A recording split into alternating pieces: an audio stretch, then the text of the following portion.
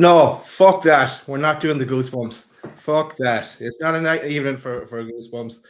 Welcome. Welcome to Loaded Mag NUFC. It's time to talk about that hot performance today. Man City versus Newcastle. Apart from the game, boys, let's go around the house. Pete, how are you getting on? Yeah, not too bad. Yeah. Other than the game, it's been a decent day today. Can't lie, but yeah, I'm sure we'll get into it. Get this done quickly as possible. Christo, what are you having? I to be honest, I had a bit of a shit day, to be honest, because I 5 minutes into the game, sitting down watching it, all set, and the wife rings me and goes, "Oh, can you come and do me a favour?" I won't bore you with it all as to what the favour was, but it was something to do with her work. So I ended up. Might be something, Yeah, something entertaining. Yeah, well, I had to pick her up and drop her off at a warehouse while she waited for the delivery. And I said, "How long is it going to take?" And she said, "About 10 minutes." I was like, "Right, okay." So I had the TalkSport radio on, and it was just goal, goal, goal, and I was just like, "Great." And then I got back to ours about 4:25. I was sat there, watched about 10 minutes of the game, and then I was just like, "There's just no point. No point." I missed all the first half, and from what I was seeing in the second half, which I'm sure you boys can enlighten me on, there wasn't much there either. And then I was doing the dishes, and then my youngest lad shouted in, "Oh, it's 4-0 now." I was like, "All right." you were actually doing the dishes instead of watching the game. That says it all, though. I was sitting there watching it, just like something productive done. Yeah, mate.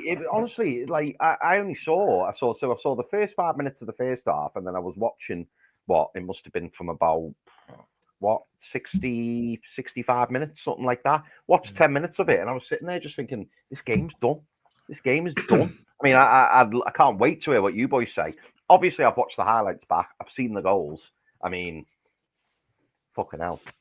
But yeah, I can't wait to hear what you boys think about it. But yeah, so yeah, bit of a crap afternoon, really, if I'm honest. But how are you, Daz? You all right, mate? Well, I've had a shit week. So I was expecting this to go sideways as well, but no, I'm still not going to let it ruin my weekend because what is the point? My life is too short for that. Boys, let's crack on. Let's and if you're listening, don't let it ruin your weekend either. Go do something productive with your weekend.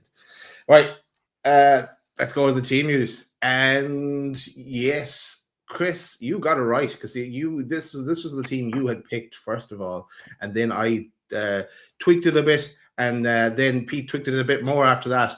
But thoughts on the team? I must say though, Daz, I must say, in fairness, for any eagle eyes out there, I did say it'd be Shaw and Botman. I did say it'd be Shaw and Botman. But so Byrne was in. But other than that, yeah, it was Byrne.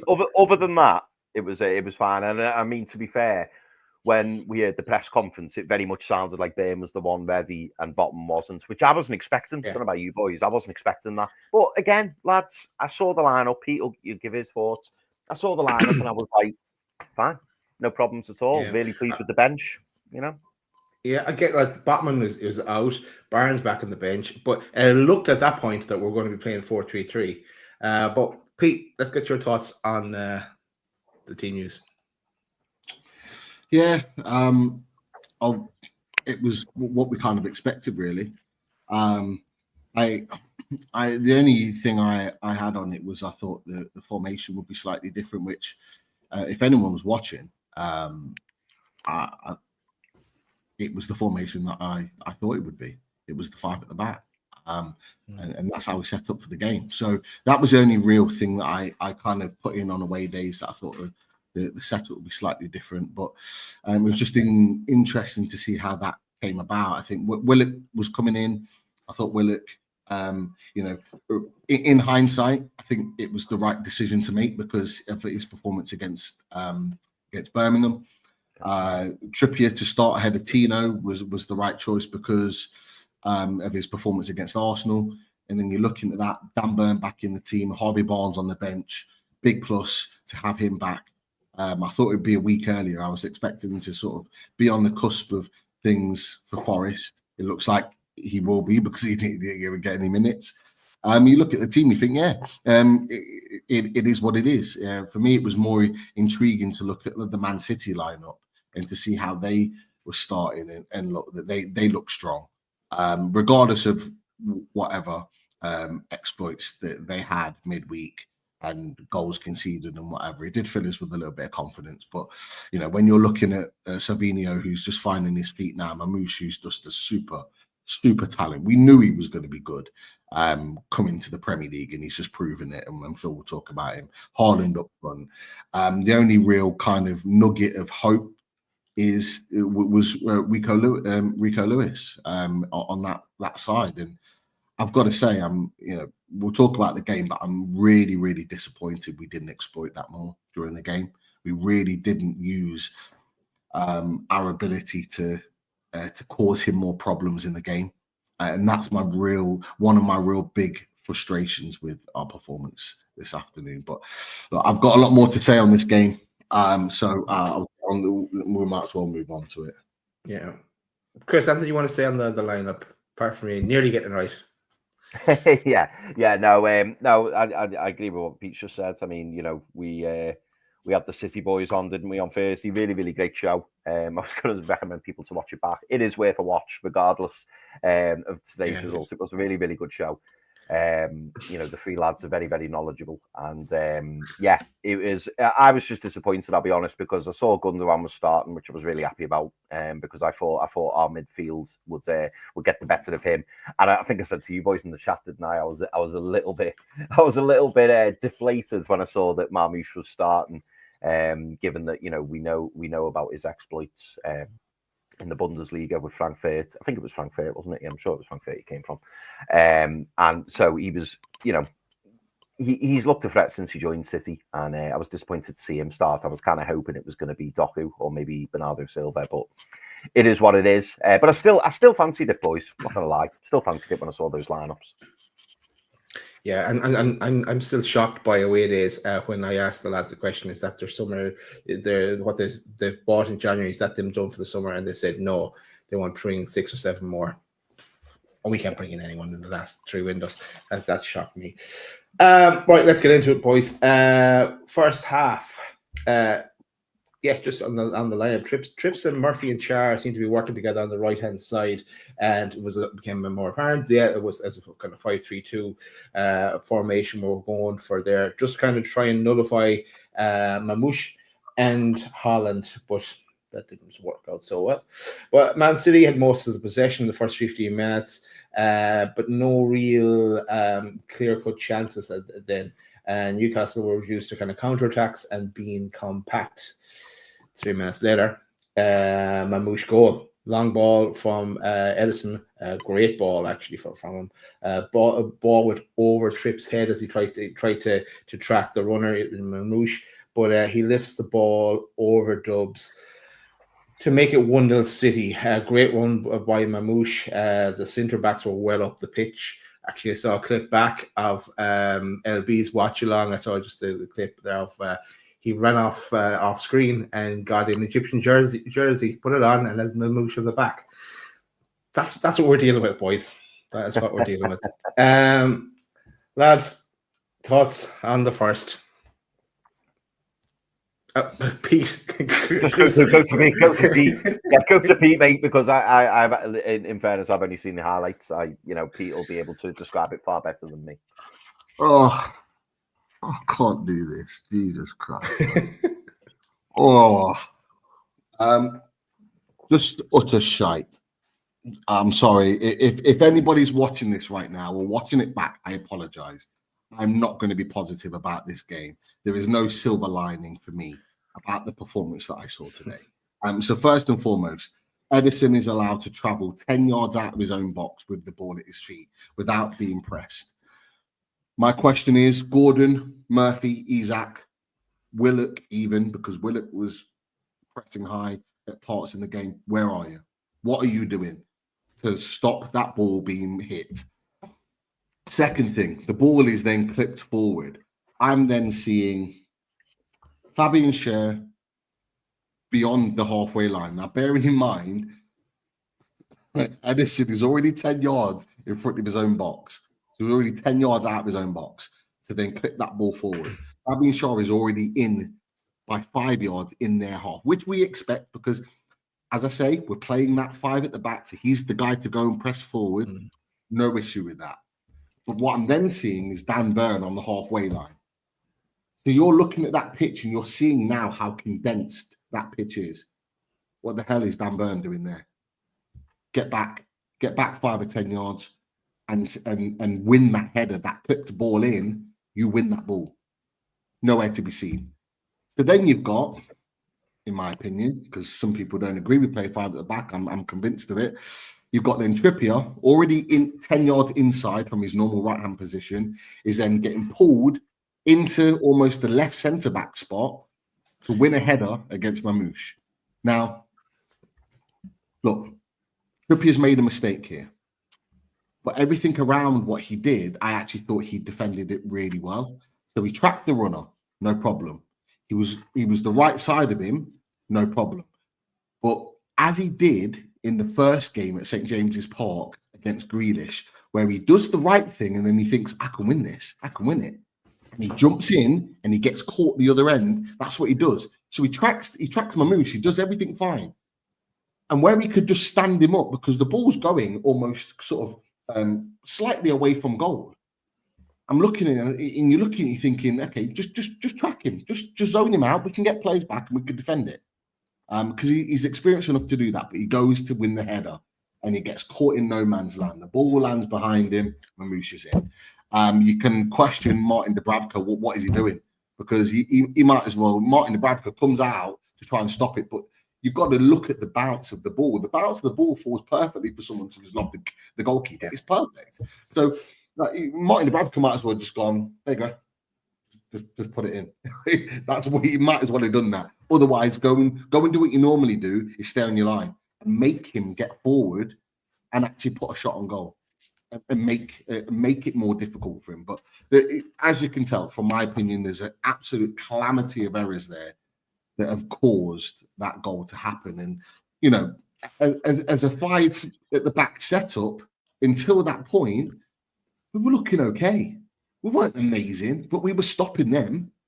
And as I said to you boys, I think off air after the away days, the first 10, 15 minutes is always crucial at Man City because they're going to come at you. It's expected. And I thought we'd managed that really well. And then to concede that goal the way we did, it's like, oh my God, what are you doing? You're just throwing it away. You're throwing the tactics, you're throwing the formation, you're throwing the setup, you're just throwing it away just because of your mistakes. And it started from the front. The attackers didn't do the pressing as they no doubt would have been instructed to because they did it against Arsenal the other week. So that's the tactic, press high, cause problems. We scored off it with David Raya, the second goal. So we know we should be doing that, but we didn't do it. And everything else just fell apart.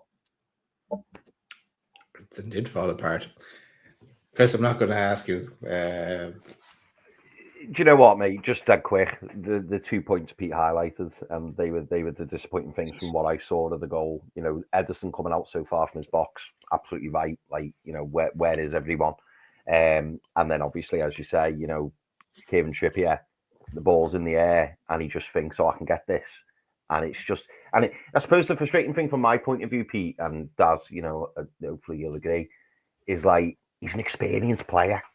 He's an experienced player and stuff like that happens. And if you don't make connection with that ball, if you miss that ball, he's in. And that was the frustrating thing for me. Really, really frustrating because Pete's right. Everything leading up to that, you know, he's there, he's on the man, he's right side, and then he just edges forward and thinks, "Oh, I'll clear this," and he misses it, and you can't miss it. And you know, Kieran Trippier, he's not 6'4", is he? I don't know. I question the decision making there, but. Yeah, 1-0, and you're just like uphill battle. He's the last man, Chris. He's the last man. So it's either do or die. You've either got to win that ball and you've got to put it out for a throw-in, or you're conceding a goal, or you're pulling him down and you're getting a red card. It's either one of those three. You have to win that ball, and it's a mistake. I have to say it's a mistake. Now, Trippier's getting a lot of stick today, and I'll just drop this out really quickly. You guys might have a different opinion on it. Trippier's getting a lot of stick today, and for the goal, quite rightly. But, and I'll talk to you about the second goal and beyond, I thought after that, I actually thought Trippier was the most organised of our defenders. I actually thought he was okay in that. He was using his experience. He organised the defence really well. I actually thought he was one of the better performers today, if you can have a better performer. But I think the fact that the goals or the first two come from his side, I think it's easy to just go, yeah, Trippier's rubbish, he's shit, this, that, and the other. Bad mistake for the first one. He should know better, absolutely. The second one, I maybe have a different opinion to others on, but I don't get the hate for Trippier today that I'm seeing on social media. I don't think he deserves it. I don't think his performance was that bad that he deserves that. But like I said, it's just my opinion. Mm-hmm. No, look, I don't think he deserves hate whatsoever. But I think, and I don't think Tino did that great in the second half. But I think it's the ball is back with the starting spot is back to Tino again for me, and it's his to lose again, like it was before. And Trips came in and did well against Arsenal. But let's carry on the game. And we'll get into that again. 23 minutes, Marmoush, another goal for 5 minutes later. Through ball to Marmoush as he evades our defence and slots it home. Played onside by Byrne in that one. Any thoughts on that one? Is that the second goal? That's the second goal, yeah. It's one of these three. It's the second goal. Sorry, I was looking at the chat. I was just trying to catch up because I haven't read anything from the chat. I apologise. I only saw one comment from William Smith that he put the normal tune in, but the O's had. He's right. Shite emojis in there. I just put in there. That's why I cut the goosebumps as well. And he's right. There's no need for goosebumps tonight. We don't have a sad tune. Go on, Chris, man. Second goal. I'll try my best. As I say, I've only seen the highlights of it, so I only get little snippets, so I can't really talk about the build-up of it. But again, just really poor defending, and Chips gets turned inside out. Interestingly, though, and this is, I think, what you were referring to, Pete, I did see a small clip of Trippier giving loads to what looked like the midfield, as if to say, fucking protect me. You know what I mean? And it was just a poor goal to concede, wasn't it? I don't want this to turn into like a Trippier bashing, but Marmoush, he had an absolutely brilliant game. It's not taking anything away from him, but. Again, he just feints to go one way, turns the other way, turns Trippier inside out, and just buries it in the bottom corner. And it's, I don't know. It's just really frustrating, really, really frustrating. Because I'll be genuinely honest, boys. Like when I was listening to it on the radio, it broke my heart. It really did, because I had such high hopes for today, such high hopes. And I was looking at all the other results, and Villa obviously dropping points, Chelsea losing the day before. I was going into this game confident. I really was. I thought that City were there for the taking. Anyway, I'm going off on a tangent, but yeah. From the limited highlights I saw, Pete, I just saw Trippier basically screaming at what looked like the midfield, which I'm assuming if it was on that side, most probably Bruno, maybe Tonali, for basically not supporting him. But again, I just saw Trippier being turned inside out by Marmoush, and then he buries it into the corner for Dubravka. I'm trying to recall Dubravka's positioning. Maybe I'm being a bit hypercritical there, but maybe he could have been a bit. Am I not? No. Yeah. You're not buying the jersey now, Pete. The Dubravka jersey. We've still got to get Pete a jersey. We've got to get him one. I was never buying that jersey. I was giving praise where praise was due, and I always will. But that's when it stops. He certainly doesn't get any today. No. And I can't wait to see what you say about the third as well. I think it was the third, wasn't it, for Dubravka? But that's a separate thing. But yeah. Sorry, Chris, I gotta stop. I just have this image now of Pete us winning the League Cup and Pete rocking on with the Dubravka jersey after he saves a penalty in the last minute or something like that. Oh, if he wins as a trophy, I'll buy one. But he's got a big job to do yet. He's got to earn that. He's got to earn that jersey that I purchased. That's for sure. But look, Chris. With regards to second goal, you're there. in terms of your assessment of the goal. I have to say, yes, Trippier gets turned inside out. Lovely stuff from Marmoush. Trippier does get a touch on it. He does get a little touch on it to try and block it last minute, and you can argue, Trippier didn't stop it, so he's maybe at fault. But for me, the midfield, Jesus Christ, man, Bruno, well out of position, and his recoveries to get back in, shocking. I can't remember the player that has the ball at his feet that manages to try. I think it's Gundogan. He travels 10, 15 yards with the ball unopposed. And you could argue that Tonali's the closer out of the two, so Tonali should be exerting himself to get over there. But that's where Bruno should be. Why he was over the other side, I've got no idea. Massively out of position. He has the pick of the bunch to find his pass. Gundogan does. Zipped it into Marmoush, jinks in and out, bang, goal. Awful goalkeeping.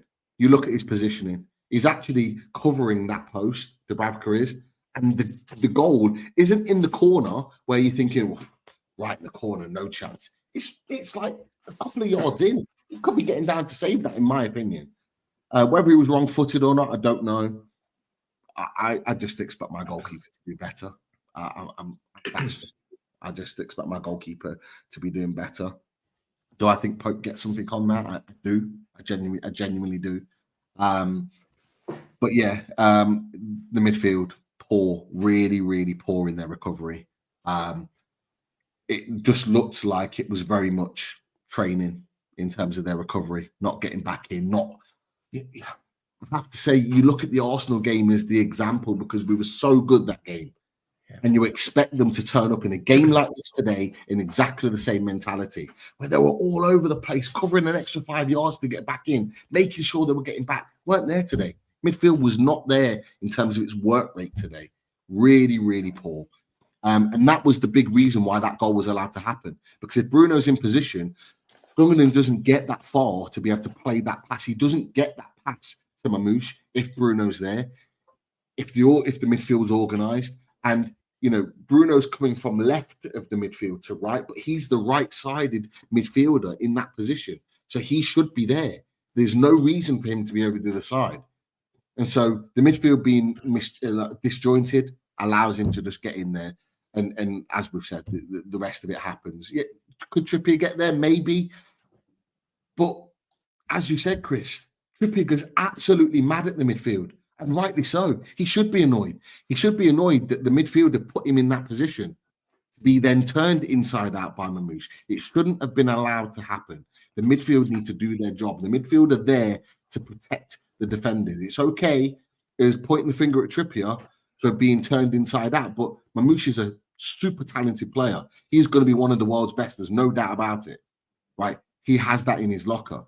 So he should not be allowed the opportunity to be in that one-on-one situation with Trippier. We need to do more to protect our defenders, and we didn't in that moment. That's the for me, that's the basis of it all. The midfield did not do their job.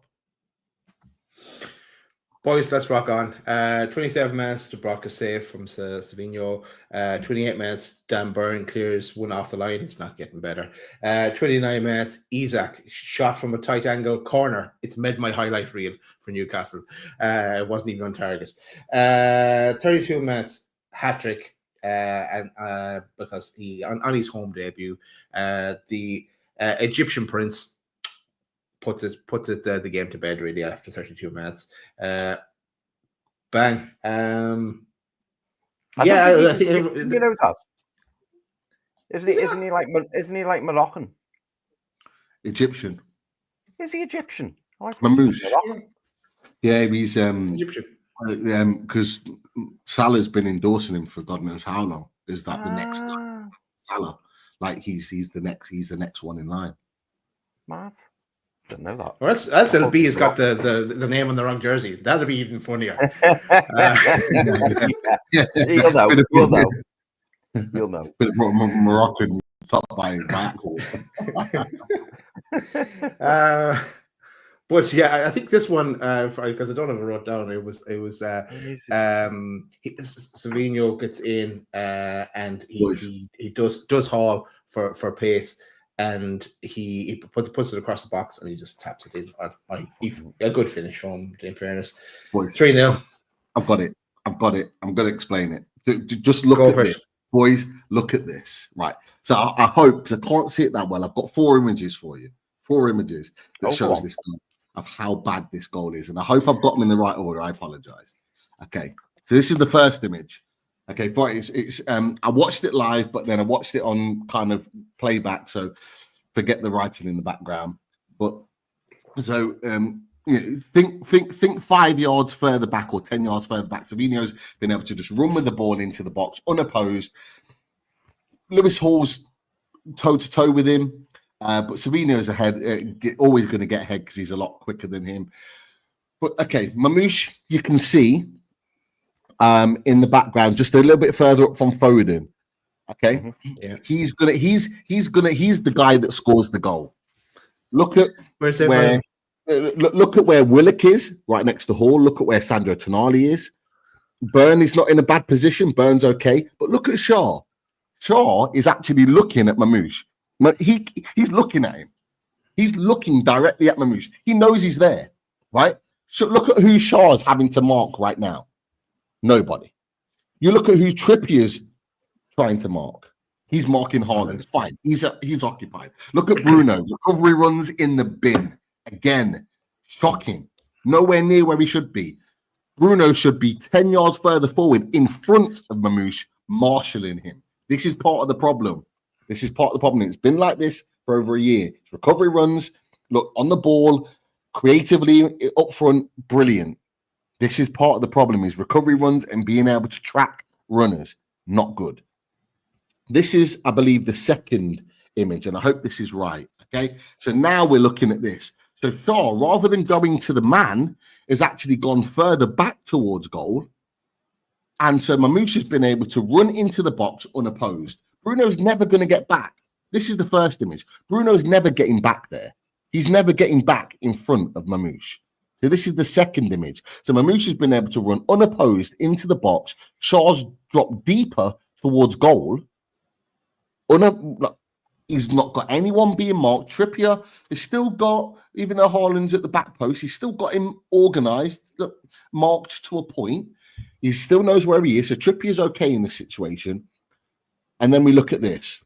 For Shaw, the ball comes into Marmoush. Shaw is nowhere to be found at this point. Sandro Tonali, nowhere to be found. Willock was a non-factor in this because his positioning meant nothing to this goal actually happening. He had no input of being able to stop us from scoring. Bruno, again, was never getting back at this point. But for me, you're looking at Sandro, you're looking at Bruno, you're looking at Shaw in particular.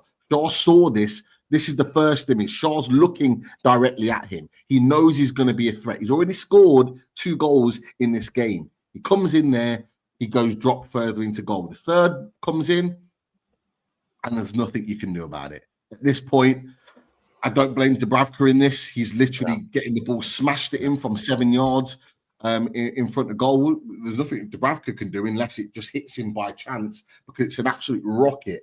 And then Shaw, at that point there, realizes, oh, maybe I should have marked him, and just tries to dive in front of the ball. And by then it's too late. Boys, this is Premier League football. This is football at the highest level. You cannot defend like this. If you're defending like this at the Etihad, you deserve to lose by the scoreline that we lost to today. You cannot defend that.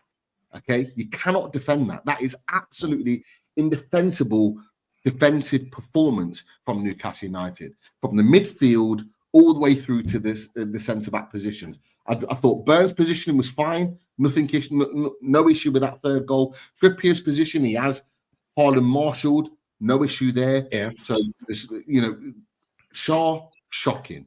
And that was a theme for me today with Shaw. Shaw was not good, and he has not been good for quite a while. And it is a massive concern. And you can now start to understand why Eddie Howe was so adamant that he wanted Mark Gay at Newcastle in the summer. And you can see why he wanted Kusanov, who played extremely well, by the way, for Man City in January. You can see why this is happening, boys. You can see why it's happening. He is not good in defensive moments. When his head's not in the game, he is not good. And he was a big reason why we conceded that goal. Yeah, you summed that up really well, mate. Really well. Yeah, no, it's from those still images, it's clear as day. Boys, it was game over at that stage, but let's crack on anyway. We've already alluded to the defence being shocking. That took us to halftime, 3-0 down. I was saying in my tweet was like, at least go and win the second half. Put in, redeem yourself some way. But Trips and Willock were hooked at halftime. Miley and Tino come on. 59 minutes is again the Newcastle highlight. Miley had a shot, was fair to the keeper, but he had a shot. Then subs, 71 minutes, Bruno off, Longstaff on, Gordon off, Wilson on. 83 minutes, McAtee makes it 4. Corner, flick on from Holland, and he was there for the tap in. Tonali was trying to mark McAtee, and he just kind of got away from him. Have you seen it? Have you watched it back? No. Tonali, shocking marking from Tonali. Tonali actually, the ball comes over, and Tonali is facing McAtee and not the ball. The ball's behind him, and he almost kind of like dances round him. By the time he gets round the back of McAtee's just gone, oh, the ball's come to me, and just kicks it in. Because Tonali's been in the right position, but facing the wrong way, and then goes round him, and then the ball just falls to McAtee. McAtee's like, okay, thanks. He just pokes it in. It's awful. If Tonali is in that position and faces the right way, Tonali just comes in and just clears the ball. Like, it really, look, you know how much I love Sandro Tonali, but he was not good today. He was not good today. He wasn't by far the worst player on the pitch, but he really wasn't good today. And that marking there for McAtee's goal was shocking. It was really bad, really bad. It was. Chris, you might have... No, you didn't see this. You didn't do the dishes. I was doing dishes at this point, but I did watch it back. I did watch the fourth goal. But yeah, terrible marking from Sandro Tonali. But not making excuses, but the game was done anyway. The game was done anyway for me. We've made numerous subs at that point as well, I think. Just really typified the performance, really, didn't it? That, because it was just it was so unnecessary. It was. I look at that's Isaac come off, Kraft come on at the 89th minute, but it was done. 4-0 thrashing that we got. Beaten that we got today, and we deserved it, to be fair. Congratulations to City on that one. But anything else you want to say on the actual game, boys? Go on, Chris. I'm as I say, I didn't sit there and watch the whole game, so I suppose it's difficult for me to critique the whole performance. But from everything I've seen in the comments, from everything I've seen on social media, and obviously, the way you boys are describing it as well, it was just disappointing because, like I say, I went into this game with loads of hope, and I was expecting like an Arsenal type performance. That's what I was expecting. I thought we're going to turn up, and if we go 5 at the backs, so be it. And I think we'll play it really cleverly. I thought there'll be plenty of energy, plenty of press. We know that Man City had a really tough game midweek against Real Madrid. Obviously, they conceded 2 goals in the last 5 minutes. Their heads would have been down today, and I think we approached the game completely wrong. I think we gave them hope. We gave them a little bit of enthusiasm to really try and kick on, and that first goal, that typified the whole thing for me. A catalogue of errors. And it was so simple. All the goalkeeper had to do was come out of his box by 10, 15 yards outside the 18-yard box, kick the ball, one kick, and we're left one-on-one. Marmoush is left one-on-one with our right back or right wing back. That's where we are. It's just ridiculous. And it's, I don't know. It's really disappointing, lads. And like I say, I am absolutely gutted over it, particularly because we've seen the Chelsea results, we've seen the Forest results, as I mentioned before, we've seen the Villa results, and you just think, again, another opportunity missed. I'm sure we'll get to the table. The table doesn't look too bad, actually. The table actually left me with a little bit of hope. But I tell you what, we've got to pull our socks up and really, think about the game next week, because we've got a massive game next week. And if we've got any aspirations of hitting that top 4, top 5, we've got to win that game. We've got to win that game. And if we play like we did today, I'll tell you now, we're not going to win that game. And that's what's worrying me. Boys, let's look at that table, because you're right, Chris. There was a chance there for us to, and it's been the story of our season. We get to it, things go our way, and we never take advantage of the situation, and we're in this constant loop of just things fucking up on us. Right, let's look at the table. We still sit in 7th spot at this moment in time. No one's going to pass us out now, and because they've all played. Fulham got their win against Nottingham Forest, which their tails will be up next week now as well. When we go to play them, they'll want to get back to winning ways, and we need to get back to winning ways as well. But let's look at the table first. Anthony, you want to comment on it, boys? I think it just still gives us a little bit of hope, Daz. I think we're fortunate to be the position we're in. We're still, let's be honest, boys. We're 3 points off 4th. It's funny today. After when I watched the last few minutes of the game, I did almost kind of resign myself to the fact that I think that top 3 is going to be Liverpool, Arsenal, City. I think City are going to get that 3rd spot. So now for me, I'm just solely focusing on 4th and 5th. That's what I'm focusing on, 4th and 5th. And our competition for 4th and 5th is going to be Forest, Bournemouth, Chelsea. I genuinely think Bournemouth are on fire. Yeah, they're the 3 we've got to be worried about. And it's in our hands, boys. We've got games against some top clubs coming up in the next few weeks. And if we're serious about really mounting this Champions League challenge, we need to make sure that we come out on top in those games. And of course, it goes without saying, make sure that we continue to pick up the points against teams that we should be. We can't turn up half-hearted, because if you do, especially the Premier League the way it is this season, if you turn up half-hearted, you're going to get punished. You're going to get punished, because there is some good teams out there.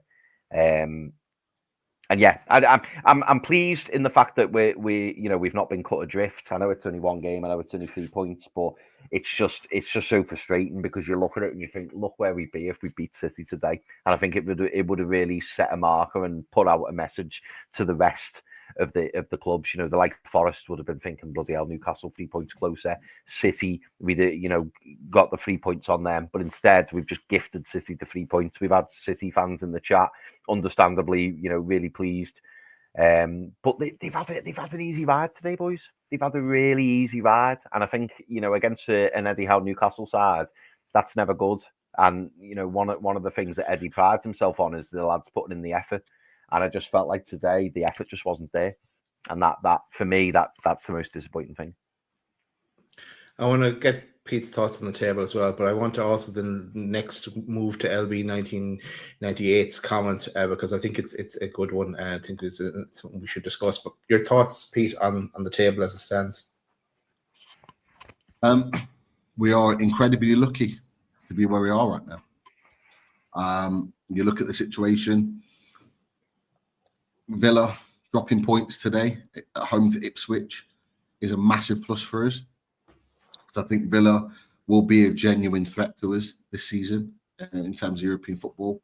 We're hoping that 8th will be enough for European football, but it might well be 7th. And we're in that 7th spot now, and Villa will be pushing. There's no doubt about it. Fulham will be in and out with their performances. That we almost needed them to win today, because ultimately we are still looking up. Put this game to bed now, Man City. We lost, fair enough. We move on now. But we are still looking up in this situation. You've got Chelsea that look shocking at the moment. I knew Charlie would be straight into the 12th man chat when we went 3-0 down. which is what he normally does. He's always bang at it when another team loses to jump in, but when he's losing, he goes missing. You can't find him anywhere. Like last night. I reminded him of that last night and today during the game. But Chelsea, without a striker, they're not the same team, and we're only. I reminded him as well. We're only 2 points behind them, and things can change very, very quickly. And this is the thing we need to remember. So I've seen a few people. I think Carlton Connor has put in the chat, fourth is out the question and all the rest of it. Well, I don't think that. I don't think that fourth is out the question. I think fourth is absolutely in the question. If you just put the table up again, Dad, just a second, is that actually, if you look at the situation, Bournemouth will be one to keep an eye on. Because if you look at Bournemouth's fixtures between now and May, you could argue that all of them, with the way they're playing right now, are winnable. They've got a fantastically favourable set of fixtures, not just up until March. I'm talking about April and into May. They've got a brilliant set of fixtures. So Bournemouth are going to be a problem, not just for us, but for every one of us around this situation right now. Man City, I think, will do enough now to solidify third. The thing that we have to do is we have to beat Forest next Sunday. We have to beat them. We can already see from their performance against Fulham that they can be beat. And we know when we're on it and the fans are behind them and the players are bang up for a game that we can beat anybody at St. James's Park. We need that on Sunday. We have to have that on Sunday. We must win. Because winning that game puts us within 3 points of them. And they've got some difficult fixtures. They've got Arsenal to come. They've got Man City to come themselves. And that puts us in a stronger position, because I'm looking at our next 3 games. I'm looking at Forest, Liverpool away, West Ham away. And for me, I think we need 6 points from that 9. I genuinely think we need 6 points from that 9. I think we need to beat Forest. I think we need to beat West Ham. I really do think that to really, if we want to be pushing for top 4, top 5, we have to make sure that we're keeping points on the board. And this is going to be a really difficult period for us, because we've got 2 very tough games coming up. I'm putting Liverpool to the side for now because, from what we've seen today, I'm not overly confident that we're going to go there and do something. But hopefully I'm surprised by it. But I'm not too disheartened about the league situation, because I think we are very lucky to be in the position that we're in. Other teams around us are dropping points, which is good. Let's hope that continues. We just need to make sure we do our business now. And I'll be honest, lads, I need to see a reaction from these boys. That performance really wasn't good enough. And it wasn't good enough from the fact that we had a 7-day rest. Yeah. We keep talking about 1 game a week, Newcastle United. Well, we've had a number of 1 game a weeks, and we still keep not turning up. And that's a real concern for me. There's a mentality issue with these players. And I put a tweet out earlier, and there's been a lot of talk since we got into the final of the Carabao Cup about making sure that our mentality is right and we're saving ourselves for the cup final. I'm hearing a lot of this. Okay, that performance today for me smelt a lot like we're saving ourselves for the cup final. I hope that's not the case. I'm not saying that is the case. I'm just saying I really hope that's not the case. And I've just looked at something that's popped up on my phone, and it says, Howe urges players to focus. So the Newcastle boss admits we are in trouble if the Carabao Cup final becomes a negative distraction. Well, for me, it better not be a negative distraction. But that performance today made me think that it's a negative distraction. It cannot be, because 2 years ago, that Carabao Cup final was a negative distraction for Newcastle United, and we dropped points where we should have picked points up. If we want to be that big club, if we want to be that team fighting for Champions League every season, we cannot have that mentality going into games in the Premier League that, I can play at 75% because I just want to make sure I'm starting in the final. No, it's a team game. Play for the team. Give 110%. If you're tired, come off. If you get injured, someone else will come and take your place. It's as simple as that. But we cannot afford to drop off when we're fighting on 3 fronts, because we're fighting for Champions League football still, regardless of this result today. We're in the Carabao Cup final, and we're potentially 2 games away from being at Wembley again in an FA Cup semi-final. We've still got so much to play for, but the mentality of these boys has to be right. And I'm looking at Bournemouth, I'm looking at Fulham, and I'm looking at these performances, and I'm looking at Man City today, and I'm thinking, this is too much. Like, our mentality is not right. We're picking and choosing when we're turning up. Well, that's exactly where I wanted to go to. And it's linked to. Sorry, Chris is going to scrub the chat. LB super chat. Thanks, LB 1998. They say, "Big up, boys. Your players' heads in the final," and that's exactly what Peter's been describing there. But Chris, I'm going to come to you. Your thoughts on the whole thing of if this being in the final of the Carabao Cup is going to derail our whole season, and what's your thoughts on it? I think it's incredibly unprofessional if it does. It's a great feat. It's a great thing getting to that Carabao Cup final, and the fans are absolutely delighted, and so should the players be because of the efforts that they've put in. But that now needs to be deep. What's the word I'm looking for? It needs to be. It needs to be put into a box and just put to the back of your mind. That's not happening now till the 16th of March, and there's a lot of football to be played in the next month. And you can't just you can't go into matches and think, oh, don't want to get injured, or we've got a big game in a month's time, or you can't have that attitude, because you can't let it derail all the hard work that's gone in the last 25 games. You can't just forget about what's happened previous and just focus solely on that 16th of March fixture. You just can't. And we don't like saying this, do we? But big club mentality. Your big clubs don't do that. They can literally just think, right, okay, got to the final, job done. Right, let's kick on. What else are we doing? What else are we trying to achieve? Not just solely focus, which is what today looked like. It did look like it, and I can see why you've said that, Pete, because it did look like that. It almost looked like some of the players were just kind of, going through the motions, or maybe not putting in full effort, thinking that they don't want to get an injury, or thinking that the job's done. Oh, we've got to the final. Let's just solely focus on the final, because that's not the right attitude. Because if we want to be playing Champions League football, we've got to keep winning these matches.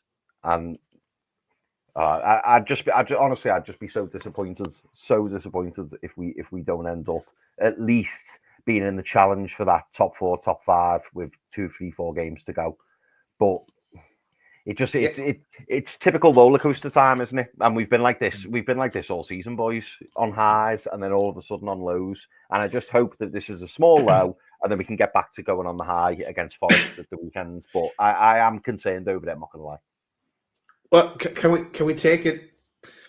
Let's try and move past the negative for a second, right? We could look at it. We were shit today. That's a given. But at the same time, City have had a shit season so far. They've had a shit season. They're normally top of the league, obviously. But they brought in so many players in the January window, and a lot of them were on that pitch today, and they put in a solid performance. They were at home as well. So if we're going to be shit, maybe this is the game to be shit in. But we can't be shit, and I know I'm using the word shit a lot here, but we can't afford to be like that in the game against Nottingham Forest next Sunday, and then as Pete, you said, the Liverpool game at Anfield.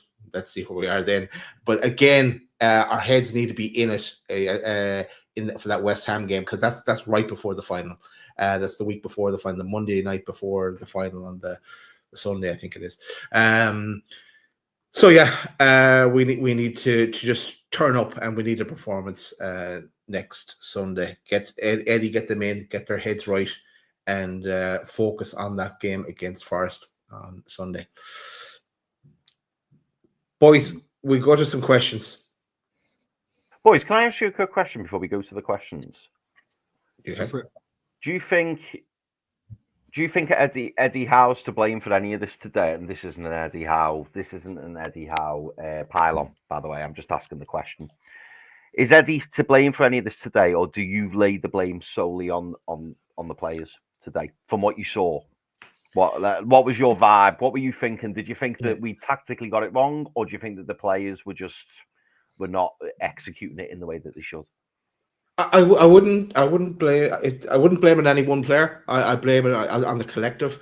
I don't really blame Eddie Howe, to tell you the truth. It's just that the defense went missing. I know he played more defensive, but it was part of his tactics.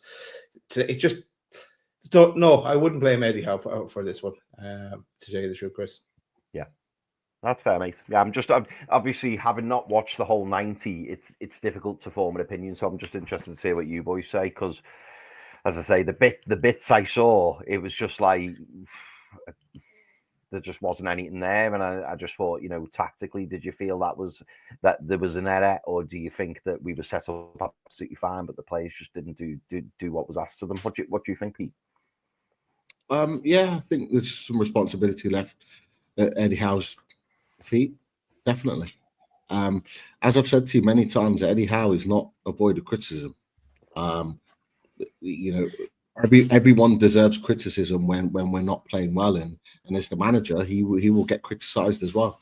Now, for me, I think primarily it is the players, because the players haven't executed the plan that he's asked them to do, and I think, when you're setting up a team very similar to how we set up against Arsenal, but you're getting a very different attitude and performance and a very different mentality, you can't help but think to yourself, what are these players on? Why is it that they're turning up at St. James's Park for a semi-final second leg, but not away at the Etihad? There's a question mark there on the players, absolutely. And you're looking at effort levels, you're looking at players not giving it that extra 5% to get back in and track back and be in the right positions like they were against Arsenal. So they have to take responsibility. But Eddie Howe needs to take responsibility for a couple of reasons for me.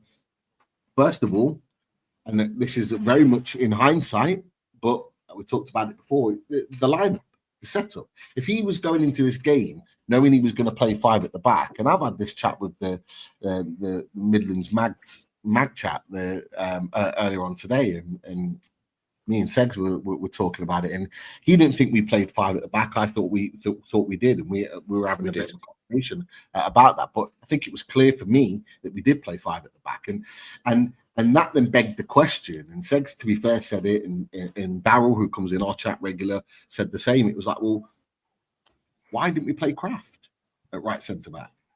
Good point. Mate, this is one of the reasons I'm asking you, because yeah, I agree.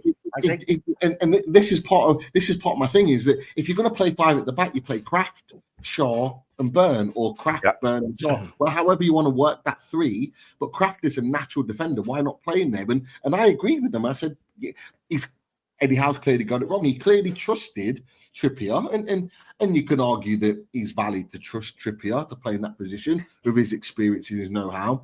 It didn't work.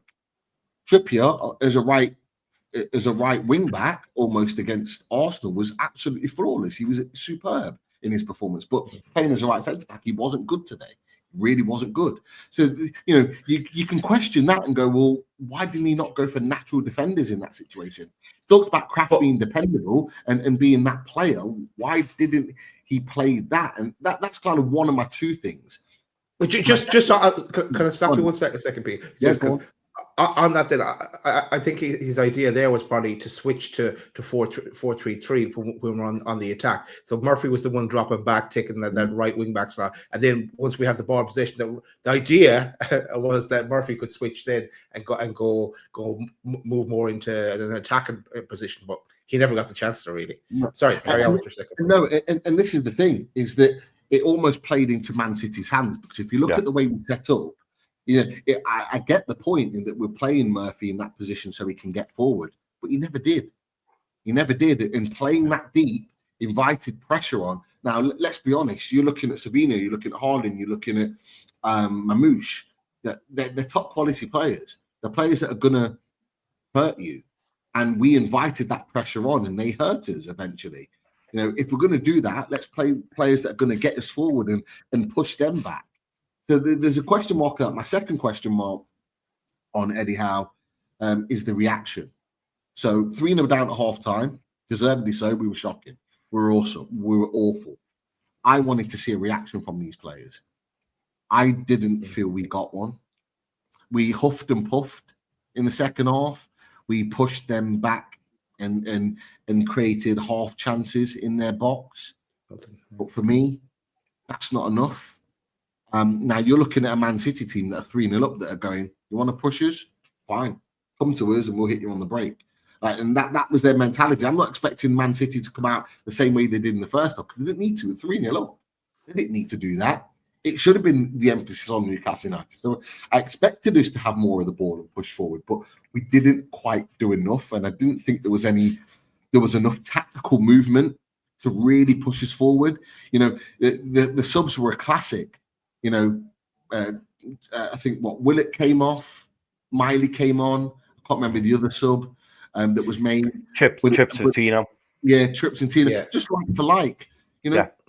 It's not going to change anything. It's not going to change anything. It was the same style. Everything was the same. Go do something different. Go put an extra attacker on and go, right, we're going to push you back. We're going to have an extra attacker in the box and we're going to flood players into the box and we're going to pump balls into the box and we're going to make it difficult for you. We're going to ask some questions here. We didn't see any of that. So, yeah. So my second question mark is, and look, I don't want this to seem like I'm bashing Eddie Howe, but equally, look, primarily the players are responsible because they didn't execute the plan. They are at fault for this. But Eddie Howe needs to be questioned too because of those two things. The personnel wasn't right in the lineup, and secondly, there was no reaction in the second half. So the game just really petered out, and we huffed and we puffed, and then we had nothing left to give. And then they just got a real cheap fourth goal because we had literally nothing left to give, and the game just fell apart by then. So no, you make some good points there, Pete. Because why did he not consider bringing on Wilson and just mixing it up some ways? You're 3-0 down at half time. If you want to try and get back in the game and make it either respectable or a miracle, and you bring it to 3-3, you bring on another striker. Unless Wilson played the full game or more. Well, he came off at one stage against Birmingham City, so he can play the minutes. So I don't know. So yeah, you are right. There is some effort of blame towards Eddie Howe. I am kind of a bit reluctant in some ways to have a go at Eddie Howe because we did that earlier in the season and he came and outfired and went on such a great run. But for everyone can because any collective game, any one single game, you can have your. We're talking one game. We're talking. Yeah. Because we can argue. He got the selection right for Birmingham. He definitely got the selection right and the tactics right for Arsenal. And we laud him for that. And he deserves that. But equally, when things go wrong, you go, that could have been better. And he'll be doing that himself. He'll be very critical of his own as a manager himself. But it's important to say that. But you raise a good point about Callum Wilson. Why not bring him on earlier? And when he did bring him on, he put Wilson up top and put Isak on the left. Why not play them together? Why not play them as a two and play them up there to really kind of put pressure on their centre backs and then keep maybe Joe Willock on as a left winger or Gordon on as a left wing and just play something different that Pep Guardiola is not expecting and ask a different question of the opposition's manager. This is what I need to see. It was the same thing when I said to you boys when we were losing against Fulham late on in the game. Go throw Burn up for the last 5 minutes and just pump ball, not old school football. Just pump balls into the box. See if we can get a knockdown and see if we get. How many teams still now do that? Yeah, you look at Man United, for example, a late goal in the FA Cup by just pumping a ball up and Harry Maguire gets a nod down. Like these things still work in football. These things are not finished in football. These things still work. Sometimes you just need to do something different that the opposition. sometimes Sam Allardyce knows best. The old long ball tactics.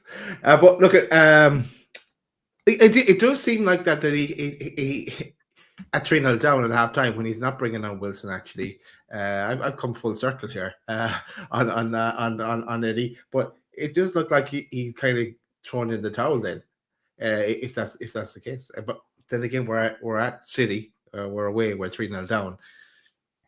Yeah, but then why did he leave our like Isaac on to the 89th minute?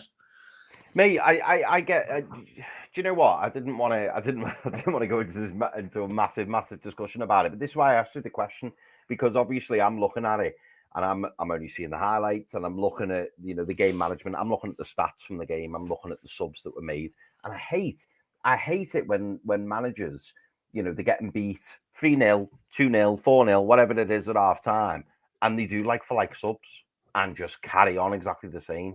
I just think it's poor. I think it shows a lack of inventiveness, and I think it just shows that they're just almost kind of settling. You tell me you're bringing off Joe Willock. You're bringing off Joe Willock for Lewis Miley, so you may as well call it like for like, and you're taking off Trippier for Tino, and they're your two subs you make when you're 3-0 down at the Etihad, and it's like, why? He played better than Joe Willock. Oh, I can believe it. We're gonna get on to Joe Willock, by the way. Again, from a clip I've seen, mate. I'll be honest, mate. Do you know what? I'll say it now. Go for it.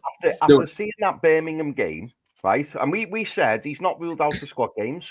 Make sure everyone keeps a lookout for squad games. He's definitely on the list. But you know what, mate? I think I'm done with Joe Willock centre mid. I think I'm done with it now. I think I'm done with it. And the reason I say that is because I know we had that really good period with Joe Linton when they were doing the swapping and the changing, but we saw Joe Willock against Birmingham in that left wing, and I thought he looked great. I thought he looked really, really good, and I question whether he's got the discipline, whether he's got the tactical nous to be able to play in a free under Eddie Howe. Maybe it's with Tonali, maybe it's with Bruno. I don't know. Maybe Joe Linton's more settled into it, but from what I've heard and what you boys have said as well, we looked a lot more balanced, and certainly the scoreline reflects it. We looked a lot more balanced when Louis Miley was playing in the midfield three when Joe Willock went off. And I'm not here to slate Joe Willock by any stretch, but I'm just wondering, are we flogging a dead horse playing Joe Willock centre midfield? Is that just it's not in his locker to do that? Yes, he can do it, but does he get found out? Because in that Birmingham game, he looked completely different on that left wing. To be honest, Chris, I was thinking the same thing when I'm watching the match. I was thinking, if coming, and I know we'll get to it in away days for the Nottingham Forest game, but I'll be dropping Trips, Joe Willock, bringing in Tino and Louis Miley. And from Pete's analysis there, I'm dropping Shar as well, and hoping and praying that Botman is back. He doesn't start for me, and I'm willing to go to the well on this one. If Botman's fit next weekend, I'm willing to go Burn and Botman, and go absolute brute force. You look, if we're going up against Chris Wood, boys, Wood, and we'll be talking to Wolfie about this next week. Like, you want two absolute 6'7" brutes that are going to be banging him around the pitch. You do not want Shaw that's going to be a little bit flimsy. And look, I get it. He's very, very good on the ball at times. But I'm sorry, in the last 3 or 4 weeks, I'm seeing him give cheap balls away because he's trying these lauding passes out into play, and it's just going straight to the opposition. Like, so even his passing range is it is fallen away. That was his game. His game is that he's a decent defender, but he's good at bringing the ball out. And even now, bringing the ball out, he's giving the ball away time and time again. Yeah. For me, it happened today as well. Remember, he passed it as well at one stage. Let's go to some of the questions. Go on. Another one. Would you put Pope back in goal? No. I draw the line there. No, I draw the line there. I'm afraid of Pope in goal. I'm sorry. I told you boys I'm done with Pope. I'm done with him. I know people in the chat are saying about him and saying, he would have come out, he would have made that thing. Mate, I've seen Nick Pope on the ball with his ball at his feet. I don't want to see it. I don't want to see it anymore. I just don't. I'm willing to press the trigger button. I'm not going to lie. Some of those goals that Dubravka conceded today. Oh no, they were bad, mate. They were bad. And I just look. Yeah, you're right. With the ball at his feet, Dubravka is so much better. But maybe he gets another game for me. Maybe he gets one more game. Give him one more game. But I have to say, I think Pope is on the cusp of being called back in. Dubravka needs to play well, and he needs to pick up. He needs to pick up a W on next Sunday, to keep his place in the team. I do think. I think his place in the cup final is secure. I think Dubravka starts in the cup final. I think that's guaranteed. Okay. But I think in other competitions, in the league and in the FA Cup, I think if he concedes poor goals again, I think it might be up for question. So look, I'm willing to lean on your side and keep Dubravka for next week. But look, if the button's here, I'm on the verge of. I'm literally like this. I'm holding back. But Pete, just to counter that though, Pete. Just to counter that, let's say you press the button. Eddie Howe's pressed the button, right? Nick Pope comes back in, plays against Forest, win. Next game, win. I can't even recall who we've got, but win, draw, whatever. We go on a little streak. 16th of March comes round. Are you then going to put Dubravka back in and drop Pope? Teams do it all the time, mate. For the final, though, for the final, do you think he would do if Pope comes in, if the button is pressed? We need to get that button. Gillespie. Yeah, Gillespie. Yeah. Well, they'll both get injured, and then we'll end up with Woody in goal. Does Gillespie even train anymore? He doesn't have gloves, Pete. He doesn't even have gloves. He doesn't have gloves. On his Instagram, he was training with his PT. Not even at the club. He was training somewhere else the other day. Does he even train anymore? He's got the best of football. And I've got to put this up just because it's a comment on here. Mr. Linkfield, never seen him before in the chat. Great to have you in there. Make sure you subscribe. Time to press the Oddie button on. Don't think we're quite there yet. I forgot about him. He wasn't even in the consideration. Yeah. But no, look, the carrier's move. Let's be honest. Look, I'm with you. We stick with Dubravka, but for me, he's close. He's running close to the line because of the type of goals he's conceding. And Pete, we'll all agree on this next comment. I hope we all agree on this next comment. We need a new number one. We need in the summer. We need a new number one. We get a new number one, mate. We just need one. We really do. We really do. Becoming more and more convinced that'll be one of our major signings in the summer. Oh, mate, it's got to be. And there's a question mark that both Pope and Dubravka could be gone in the summer. Mate, there's also talk about a new contract for Dubravka.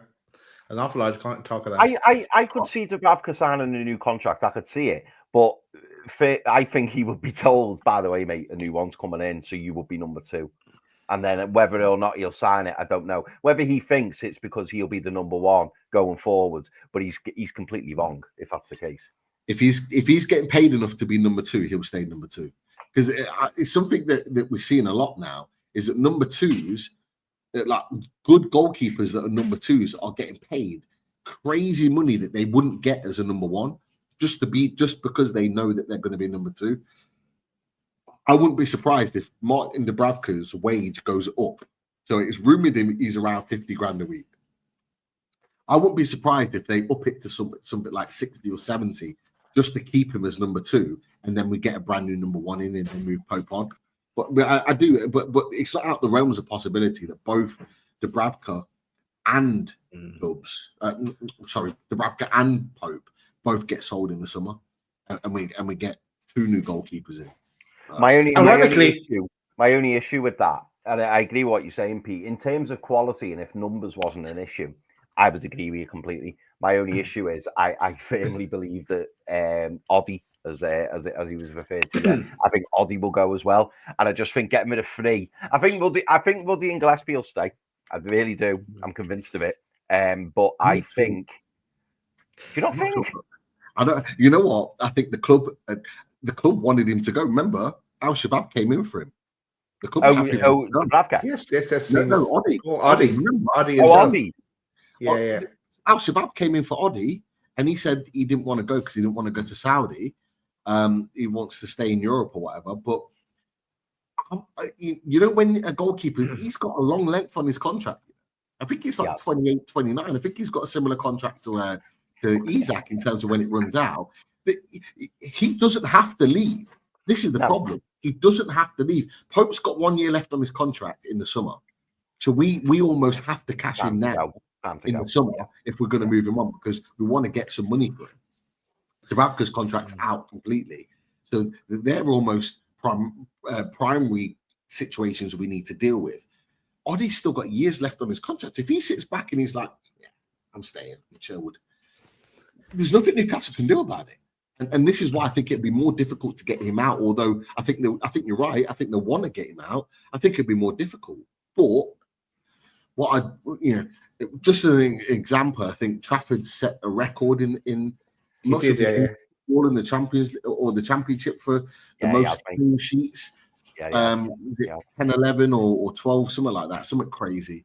I think a lot more people are watching him now and seeing what his ability is all about. And you're now seeing a goalkeeper that's playing with confidence. If you're going to go and get someone, and there's other goalkeepers, Sophie B's put Chevrolet in there as well, which I would love him to come to Newcastle. He's a fantastic goalkeeper. And there are others. But if you're going to get someone like Trafford now, who we're clearly after, now's the time to get him when his confidence is high and he's playing at his peak. This is the time. I'm with Pope, mate. I'm with Pope. You get him on a cheaper deal. It just makes sense. It just makes sense. Top. 15, 20 million, or even less than that. 15 million in a Nick Pope. Done. Happy days. Lads, ironically, Man City could have helped us out a bit in this whole APT thing. And what are you laughing at, Pete? And you know I'm laughing at that. But that's maybe a conversation for another day. Maybe we'll take some questions from the chat. Right, let's have a look. Let's have a look what we've got. Let's have a look. Lee Jones, I'm going to pop this up, mate. I mean, we have briefly touched on it. Are you concerned about recent performances in the Premiership? Or the cup performances paving over the cracks, mate? That's what Pete referred to earlier. I think I can understand why people are feeling that way, and I think it's a really good point that you make. It's an interesting one from Frieden81. He says, "Why did Eddie try an Ange tactic today with our two slow ass central defenders?" That's a good question, mate. I just think we're limited. We're limited in the central defence, and this is the issue, isn't it? Obviously, Sven Botman wasn't fit.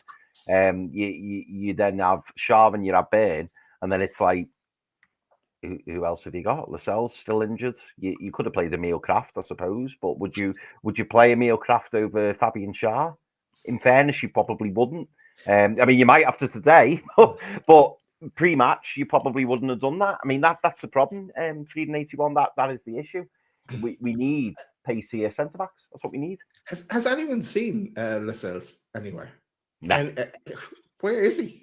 I know he's still injured, but I think Mark Douglas put it in a couple of his pieces way back, probably about a month or two ago, that he'd had a couple of setbacks, and I think Eddie Howe alluded to it. We're going back end of 2024 now. Eddie Howe alluded it on a couple of occasions that Lascelles has had a couple of setbacks, which is why he was behind Sven Botman. And like Darryl in our Midlands Mags chat, he keeps asking me all the time. He's like, "When's the cells back? When's the cell back?" And there's not even any inkling that he's even back in training right now, which says to me we'll be lucky to see him any time before mid-April. I'll be honest with you. I'll be surprised if we see Lascelles play for the club again, maybe on the last day of the season. I just think his injury's clearly not gone. It's not been straightforward, and I think that's probably why. And look, let's be honest.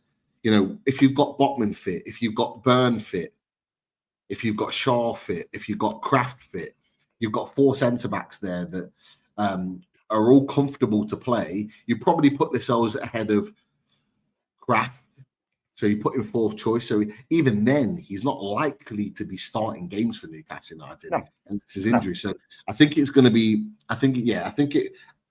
put it this way, I just don't think we're going to see too much of Lascelles between now and the end of the season. And his contract's out. I think he needs to be given a big send-off, being the captain. He's been at the club nearly 10 years. He's been a great servant for the club, particularly in moments where we needed him. And fair play to him, but look, it's time to move on. Yeah. It's time to move on. It's done. Yeah, that's for sure. Chris, let's keep going to questions. Again, an interesting one from. In fact, we've got two interesting ones from Lee Jones. I'll start with this one. I'll head to Lee's other one later. But he goes, "Do you think Bruno's the right person to captain the club? Some of his performances this season concern me. Is that harsh, or do you have concerns?"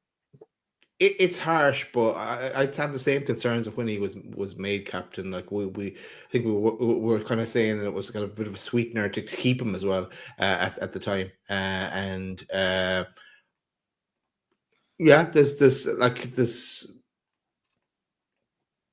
Like Dan Byrne does a great job, I think, when he is captain, and Tonali leads by example.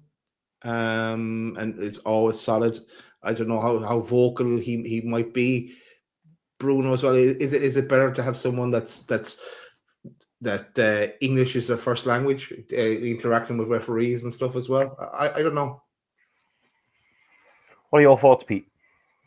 I think I'm looking at Bruno, and regardless of his age, he's a new captain finding his way. Being a captain is a big responsibility. It's not just what you do on the pitch; it's stuff that you do off the pitch as well. The team talks, it's organising the team, it's all that sort of stuff. I think he's very much getting used to it. He even said in his interview with Adopted Geordies on YouTube, it was very much a last minute thing. I think it was like a day or two before the season started. Eddie Howe came to him and said, "I want to make you captain." So it's almost come as a bit of a shock to him. And I think it's very much like a last minute thing. So he's almost had to kind of just roll with it this season. Not going to put too much pressure on him, but it's very, very clear to see that there's elements of his captaincy that he hasn't quite got yet. And I emphasize the point yet, because he's still learning. And I think having someone like Kieran Trippier around is really important for him, because Kieran Trippier is a very experienced player. He's been a captain at various other clubs. He's been someone that's had a lot of responsibility at various other clubs. So he knows it. He's been in and out of that. So it almost becomes natural to him. So when you're seeing Trippier on the pitch against Arsenal, dictating and organising and doing all that good stuff, it's like, it's great.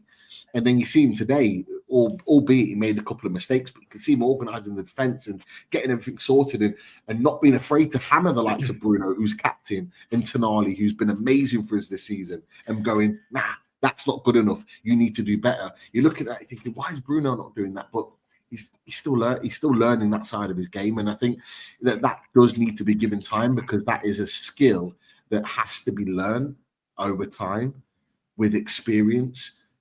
Because most players are just there to just play the game. They don't do that extra stuff. And to be a leader and to be a captain, you have to develop that additional part of your game. So that's just kind of my perspective on it. Surprise, surprise! We see Luke in the chat. Welcome, Luke. You remember Luke from away days. He said he wasn't going to be in the chat if he did, didn't he? Had lost today. But well, welcome back, Luke. Oh, Luke! Get that comment off, man. Luke, come on, man. Oh, Luke! What are you doing to us? Luke, we're the Oil Brothers. Come on, ABCs and all that. You should be bigging us up. No. Jimmy Watt, he says, serious question. Do we really want Champions League football? We haven't got the squad. A couple of injuries in this season and we're fucked. I don't think we'll go big in the summer to build a good enough squad. Is that a realistic thing, Pete? Do you think? I mean, I find it hard to say I don't want Champions League football. I'll be honest. I take Jimmy's point, though, in that, we are a good few players away from having a squad capable of being able to take on Champions League, the cup competitions, the Premier League. So I see where he's coming from. But surely we all want Champions League football. Is that right? Yeah, love Jimmy. Hope you're well, fella. You can't pick and choose when you get Champions League football, mate. That's just the reality of it. When you get a sniff or an opportunity Champions League football, you grab it with both hands, regardless of what it entails afterwards. It's almost like you take Champions League football and then you deal with the rest afterwards because of the money that's involved in it. The money that's involved in Champions League football is crazy in comparison to any other competition, and more importantly, attracting a certain caliber of player. Let's not be fooled. We have money to spend this summer, and Eddie Howe has alluded to it. We need to improve this squad, and we will this summer. There's no doubt about it. But the quality of player that we're going to attract to this club will be dependent on where we finish in this league. It can be dependent on whether we get Champions League football, Europa League football, or conference football, or no European football at all, which I don't want to think about as a possibility, but it is a possibility. And so therefore, we have to take the opportunity. If we can get Champions League football, we need the quality of player coming through the door. Let's be real with it. Sandro Tonali would not be playing for Newcastle United had we not been playing Champions League football. He just wouldn't have signed for us, regardless of his issues and all the rest of it. On top of that, he would have never agreed to sign for us had we not been playing Champions League. And we want to be signing Sandro Tonali caliber of players again this summer, and I believe we can if we get Champions League football. Because as a club, we are growing, we are becoming ever more popular day in, day out. You look at the reaction we're getting off the back of what we did and dismantled Arsenal with. Team players across Europe are looking at us and going, I'd love to play there. But we've got to have the right conditions for that player to go, I'm going to sign for them. And Champions League football is it. I'm going to answer this one as well, Chris, because I just want to break it down. Go on, mate. Do you really want Champions League football? Yes, 100%. What are we doing otherwise? What we have to be able to dream as the season starts. And so, yes, we do. Have we got the squad? No, we definitely don't have the squad. Maybe with this whole APT thing might help us now, and be able to bring in sponsors on the terms that we want to bring them in at, and we'd be able to increase our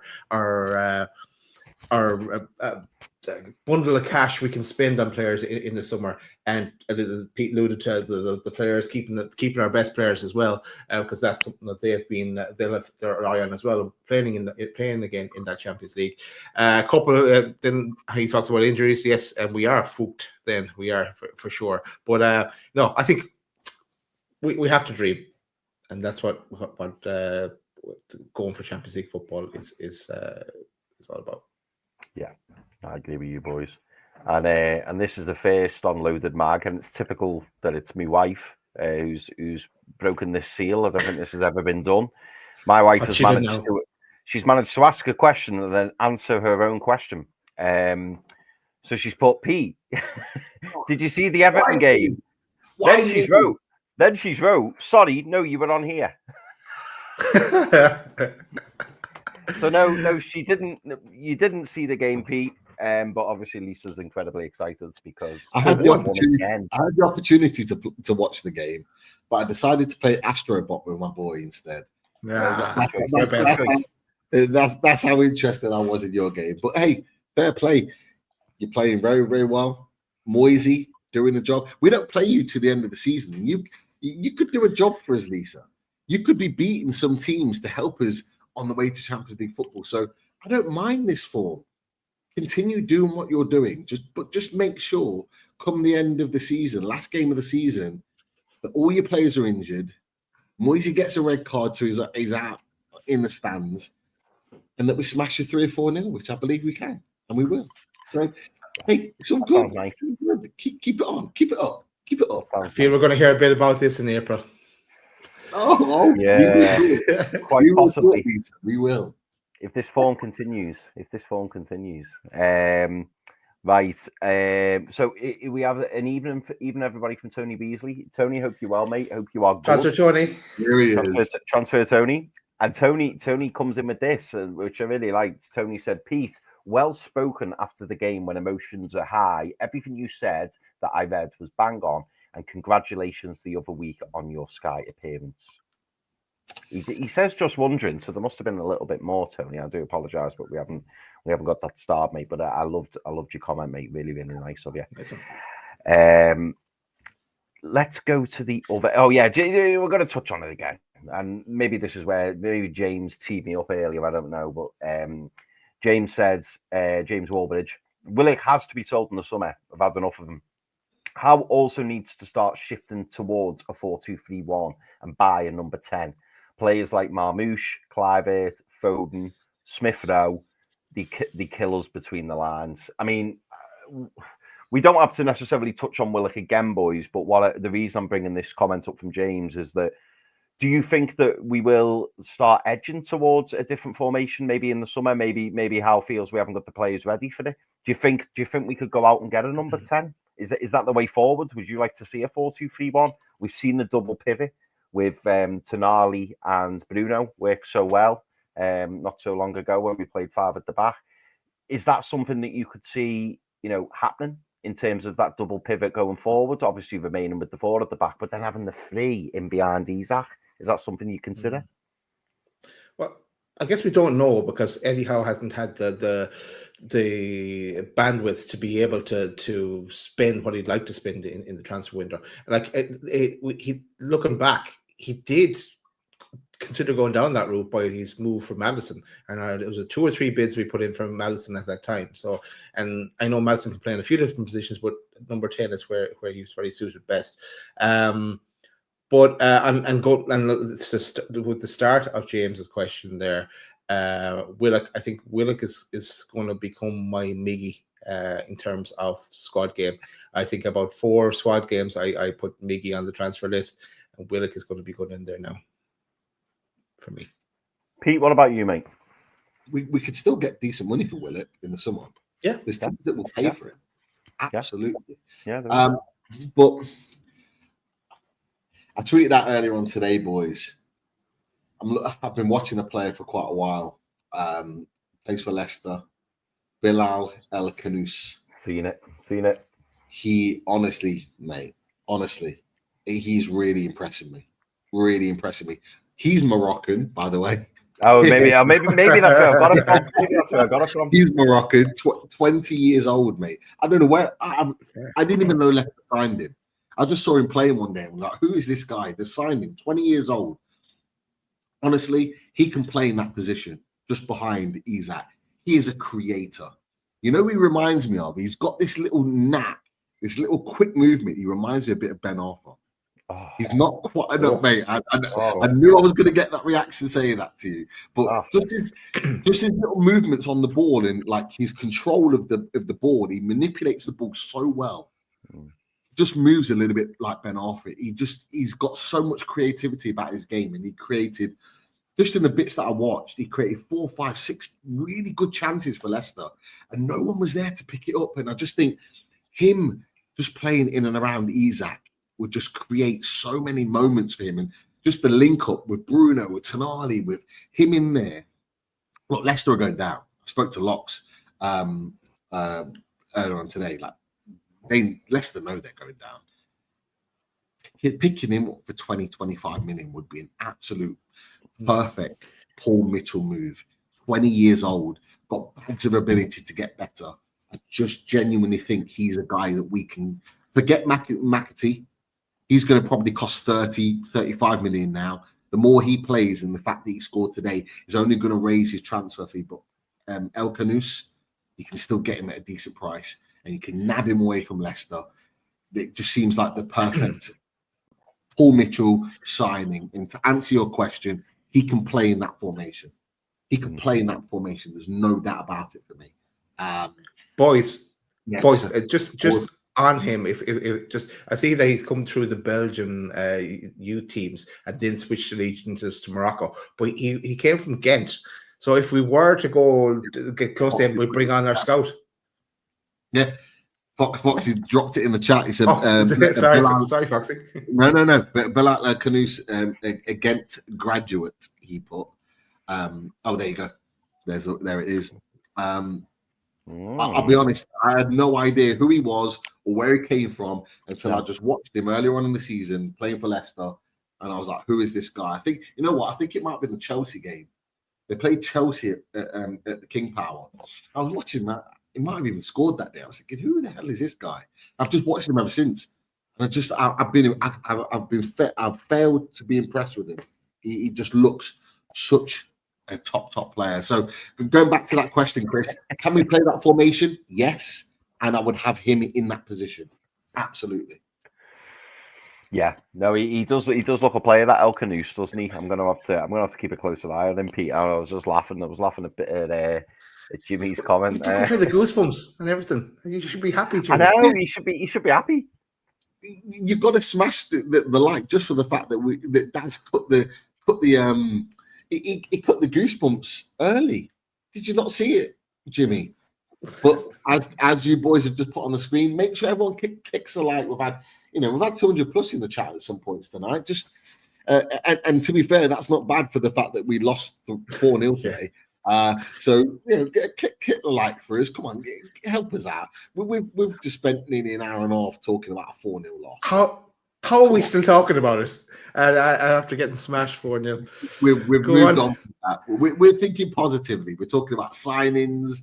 We're talking about moving forward and winning matches like Forest next week. We're looking at a more positive aspect to this, which is what we always do. This is therapy, boys. It always is therapy. I say to my wife, I'm like, we're not going to be long on this. We lost today. We got battered. We're not going to spend long on it. And then all of a sudden, we're just therapying it out. And you gotta thrash it out, haven't you? Get it out the system and then get ready for the next one. Foxy is correct there again. It's not actually Ghent. It's a different club. It's Genk. Genk. Yeah, came from. Yeah, Genk. Okay. Genk. Is that who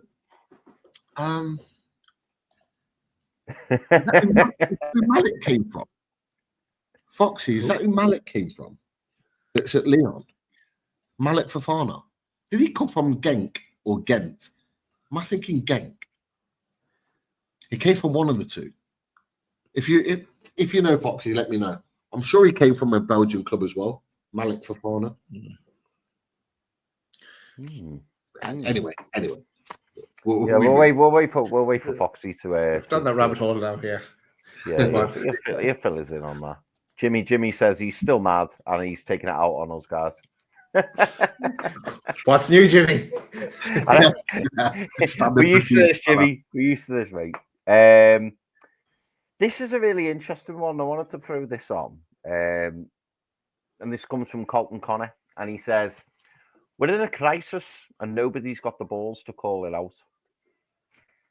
I'll start and I'll say, I don't think we're in a crisis. But I can see, Colton, where you're coming from. I'm not suggesting, everything's rosy in the garden. Not doing that. But I wouldn't. I think I'd stop short of saying it's a crisis. But I today's performance was worrying, and like I've said hundreds of times, it was disappointing, incredibly disappointing.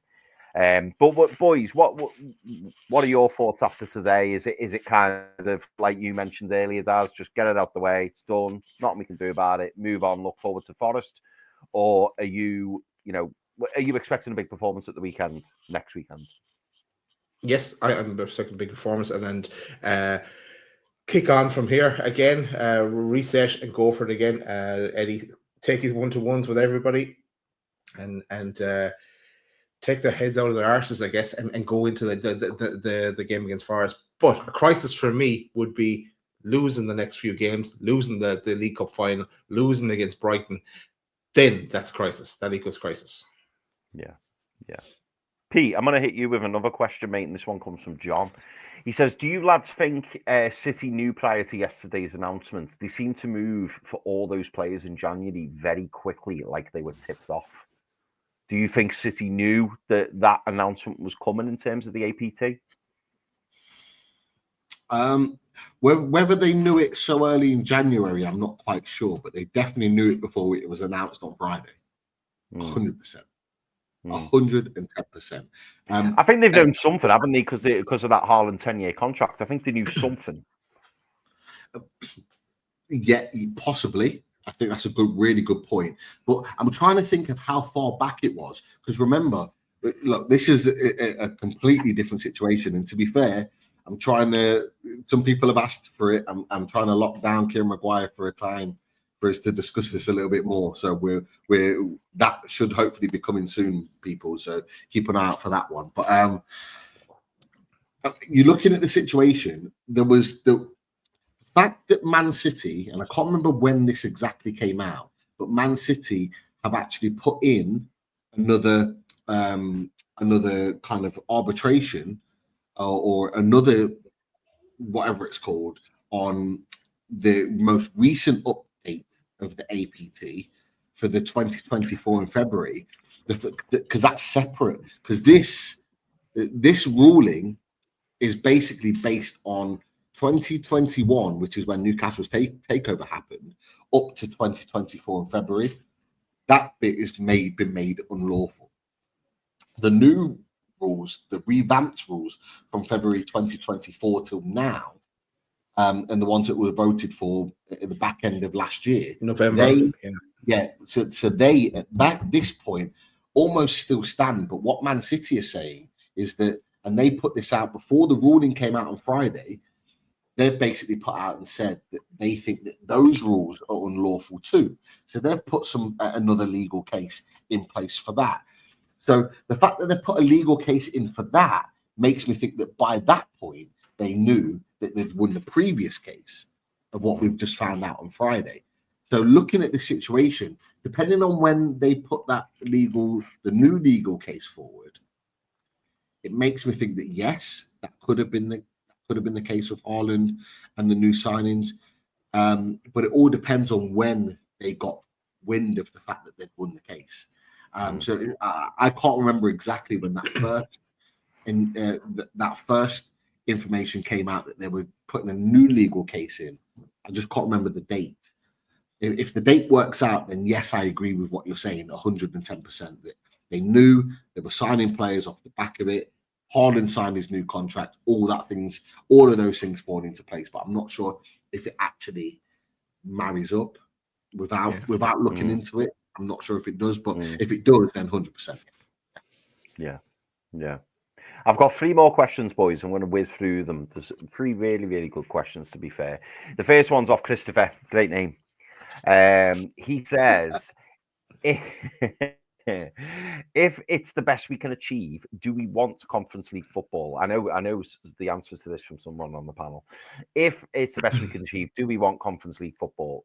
Christopher says it's a bit of a joke of a competition. Amateurs until you play the semi-finals, more or less. I'll go to you first, Daz, on this one. Well, 2 years ago, I would have said no.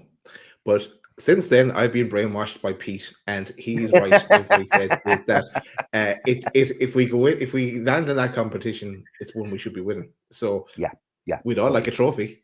So why not? Pete? And it'll bring in some cash, not much, but some cash. Some cash, yeah.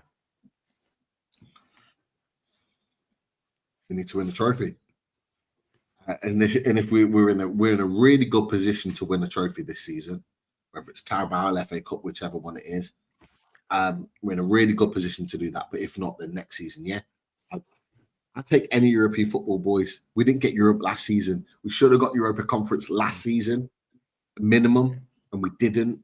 And so therefore, I just want Europe this season. We're in this race for Champions League, and I'll take that all day long. But if it somehow falls flat, it'll be down to the lack of signings and improving the squad. I'll still take Europa Conference League, and I'll run with it, because I genuinely think if we got Europa Conference League next season, we're going deep into that competition. And I'm talking semi-finals, finals. We are getting there. That is for sure. And actually, the new format of the Champions League, Europa League, because teams don't drop into those competitions anymore, it actually gives you a better chance of winning it. But it's almost like a detrimental thing for us this season, because no teams from the Champions League drop into the Europa League. So actually, Tottenham and Man United are up there as pretty much favourites for that competition, which is horrible to think that they could get Champions League football off the back of their horrible. Everton are above both of those teams, man, after the win tonight. mad. And it's mad that those two teams, of how horrible they have been this season, could still actually win that competition.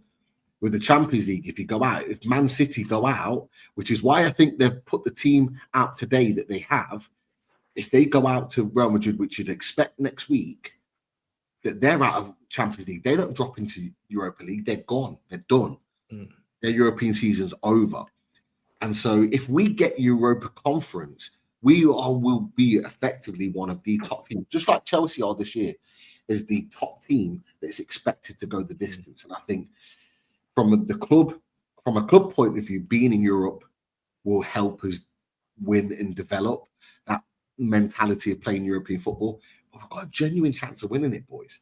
And I think regardless, we're going to throw money at signings this season. I genuinely think we're going to keep all of our stars this summer, regardless of where we finish and in what European competition. I think we genuinely are going to keep our stars. I think we can go win it, boys. I really do. We need the English teams to do well as well for the whole coefficient for the Premier League and whoever gets into it. Hopefully us, like Champions League spot or whatever. But, Just 1 point before we go on to the next question. Go on, mate. Fox is absolutely right in here. We're the only country that doesn't respect that competition. And let's not forget, winning the Europa Conference, not only does it win you a European trophy, it puts you into the Europa League for next year. So it almost guarantees you another European season, regardless of where you finish in the league the season after that. It was a great opportunity to play European football, which is what it should be. Absolutely. So that's a good point. Really good point there. Really good point. It didn't do West Ham any harm, did it? Exactly. They've won a European trophy. They could, regardless of how bad they're playing right now, the one thing that Lourdes can continue to say, and he does, by the way, is that we've won a trophy recently, and we've won a European trophy. And he keeps banging the drum when he talks to Potts and Sam and all the Arsenal fans that we've won more European trophies than you have in recent history. And he's right. Regardless of what it is, he's right. Fair point. Yeah, fair point. Daz, I'm putting you on standby for the league table, but that will be for the last question. Okay. So I'll just mention that. Second to last question is from Lee Jones. I thought it was a cracking question from Lee. He said, would you sell any of the crown jewels to help rebuild in the summer when you see performances like we saw today? Easy for me. No, it's not. It's not across my mind because I'm hoping that we will be able to spend in the summer. We have to spend in the summer, and I'm hoping that this, again, it's all built on hope. But the APT situation, that we'll be able to bring in more cash that way, and then be able to spend that bit more as well. It might be taken out of our hands though if we weren't to get Europe at all, or then someone may look to go. But no, I'd rather be in control of the situation ourselves, and if there is a decision to sell something, not an Isaac now or something like that, but like just being in charge of our own destiny, I guess. But who knows? Yeah. It's a long way to go before we get to summer. That is. Pete, I don't know whether you heard, mate, but Lee Jones asked a really interesting question, and he says, would you sell any of the crown jewels to help rebuild in the summer when you see performances like we saw today? Nope. Because the crown jewels allow us to be in a position to fight for Champions League football. There are some of these players that are not replaceable. Signing another Sandro Tonali is going to cost you 60, 70 million in this market right now, in the current market. Signing another Alexander Isak is going to cost you over 100 million. Some people are saying, oh yeah, we'll sell Isak, we'll just get Gyökeres in. Well, you've seen Gyökeres' drop in form since the turn of the year, or since Amorim signed for Man United. You've seen his drop in form massively. He is nowhere near this goal machine, top level player that everyone's talking about.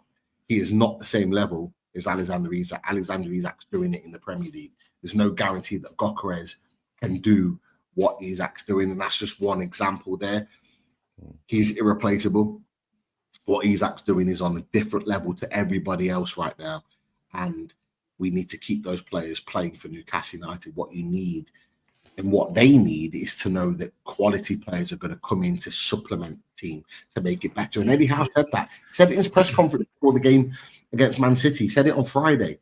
He said, we are not looking to sell our best players. We are looking to add to what we've got to make us better. And that's exactly what we need to do. LB's been banging the drum for Newcastle for a few weeks now and saying, if we add to what we've got with quality players, we'll be up there challenging. He thinks that we're going to be up there challenging for the title. I'm not quite sure about that, but I think Champions League football, absolutely, if we can add to this team. We need to move out some of these players that mentally are not right for this club, that are not right for the levels that we want to fight for. We need to move those guys on and get players in that are capable that are. And it's clear that Eddie Howe is saying enough's enough now. We can't go 4 windows without signing a player. This summer, we have to sign it, and I believe we will.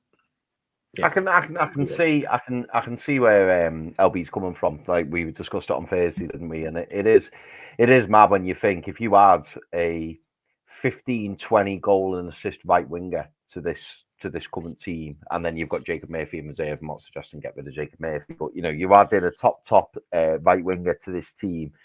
You add in a centre back with pace who can help prevent goals like today. And then you add in a number 1 who's going to keep significantly more clean sheets than what we're keeping at the moment. It does make you wonder how many more points would we have on the board? Where would we be in the league? And that leads me nicely, actually, onto the next question. And this is from Alan Thompson. I think it's a really good one. Alan says, lads, I think the points total will be one of the lowest for the top 4. I think 65, 66 points will do it. What I want to ask is, firstly, do you think we can get to 65, 66 points based on where we are now? And secondly, do you think it will be as low as that in order to get top 4? Let's say top 5. I'm going to knock it down a notch. So let's assume that top 5's probably 63 points. I'm going to set the mark at 63 points. Do you think we'll get to 63 points? And do you think that 63 points will be enough for 5th? They're the 2 questions. I'll go first because my answer's easy. I don't look at the table, the points total like that at all until we get to the last run of 8 games, and then you know me from previous lads when it was all about could we get Champions League football. I do up my spreadsheets and have my we will talk about the predictions and where we're going to go and update it each week. But for me, sorry, I'm not looking at that at all now. There's I think for me, I need to concentrate on what's the next game, like Eddie Howe would say, then the next game after that, then the next game after that, then the cup final, and the whole Brighton game as well in the FA Cup. So after that, and after our trip to Newcastle, I'll be in that zone to answer that kind of a question. That's my answer. That's fair. That's fair. I know Pete's a bit of a blue sky thinker, a bit like me. Pete, unless you just say no. But what do you think 63 is enough for, say, top 5? And do you think we can get 22 points in order to get that 63? What do you think? Yeah, I think between 63 and 65 points we'll get 5th place. And that's what I'll say, which will effectively get Champions League football. Because I know we keep referring to it as top 4, but I think top 5 will get Champions League for an English team this season. Whether we finish first or second in the coefficient, I do genuinely think 5th will get Champions League. So for me, yeah, I think it will be enough to get Champions League in 5th spot. Do I think Newcastle will get to that level of points? Yes. And the reason why is because, we had a horrible time of it last season. And we still managed to, what did we get to, 60, 61, something like that last season? And I just think, look, we're in a difficult moment. We've got a difficult month in February. It was always going to be with Man City, Forest, Liverpool. This is going to be a difficult month. But after that, you've got West Ham away, and then you've got a run of fixtures going into April up to early May that are definitely winnable. The vast majority of them are winnable. We just have to be in the right mentality to be able to go and win those games. And I think within that period, we've got enough fixtures to pick up enough points to take us to that total. I really do. But it's going to be the ones that are the most consistent of the lot. Now, we've shown consistency going 9 in a row unbeaten in all competitions. We know we can go consistent. If we go on another run like that again, I don't think there'll be any other team other than maybe a Bournemouth, just looking at their fixtures, which are just crazy because they've got real winnable fixtures in the next 9 or 10. Other than that, a lot of the teams around us are playing each other. And I just think, looking at the table, if we can pick up some of these results, I think we'll be in a really, really strong position for the top 5. But look, for me, mentality, Europe, minimum European football.